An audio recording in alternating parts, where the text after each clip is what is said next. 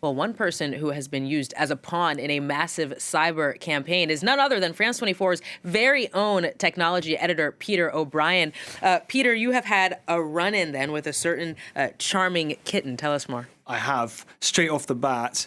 You can find my real email address online if you get an email that doesn't end in @france24.com. It's not from one of our journalists. I've been aware for a few months that someone has been posing as me to try and conduct fraudulent interviews, notably about Iran. That's not an area I typically cover, so that should come as your first clue. But it was only when researchers from the cybersecurity firm Velexity got in touch that I was made aware that the attacker was part of a group that they and lots of other cybersecurity companies study called Charming Cypress, which is also known, as you say, as Charming Kitten or APT-42, and it has suspected links to the Iranian Revolutionary Guard.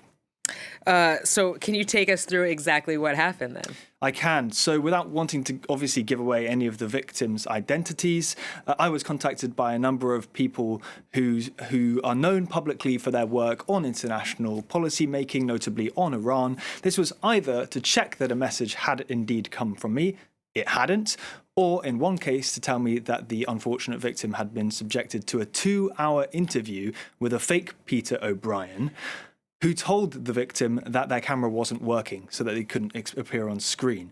A 2-hour interview with me is bad at the best of times, so I dread to think what that was like. Now, these attacks started with an email posing as me, asking for an interview. It would use something resembling my job title, my name, often my photo, my public profile links, but a fake phone number and a fake email address. And Velexity made me aware that, and in fact, the ultimate aim of these attacks wasn't just to carry out a fraudulent interview and gather some intelligence that way, but it was, in fact, as they've seen with other examples, to ultimately get the victim to click on a malicious link or open a malicious document, thus installing malware that could be used to spy or manipulate on these victims.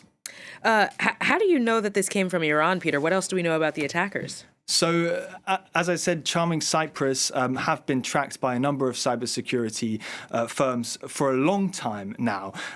They've impersonated all sorts of academics, journalists, and researchers, not just me, all in their aim to access people of strategic importance.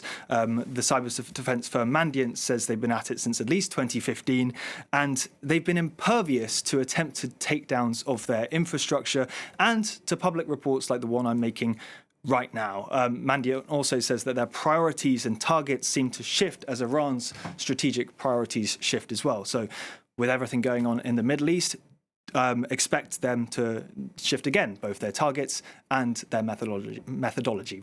And you are indeed the only real Peter O'Brien who works at France 24. Thank you very much for making that clear, Peter O'Brien.